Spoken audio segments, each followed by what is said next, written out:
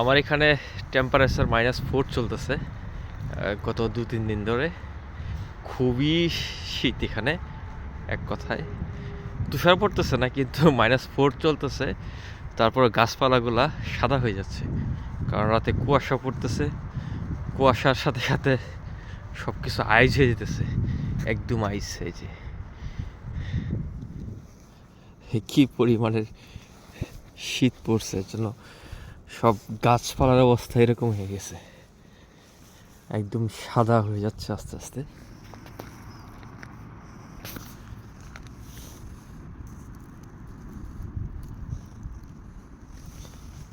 আসলে চতুর্দিকে তাকাইলে মনে হচ্ছে মানে একদম তুষারে ভরপুর হয়ে গেছে গাছপালাগুলো, বিশেষ করে। আসলে এগুলো তুষার না, কারণ রাতে যেই কুয়াশা পড়তেছে, সারাদিন তো কুয়াশা পড়তেছে আমার এখানে।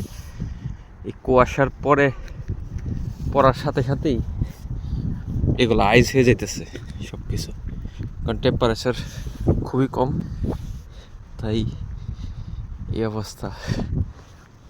আমি অবশ্যই এরকম শীত দেখি নাই, এর আগে ফেস করে নাই। আমি এখানে আসছি বেশি দিন হয় না, 1 বছর হয়েছে, কিন্তু গত বছর পুরো শীতটি আমি পাইছি। এরকম শীত আমি দেখি নাই, আর আমার জন্য এটা জীবনের প্রথমই এরকম শীত।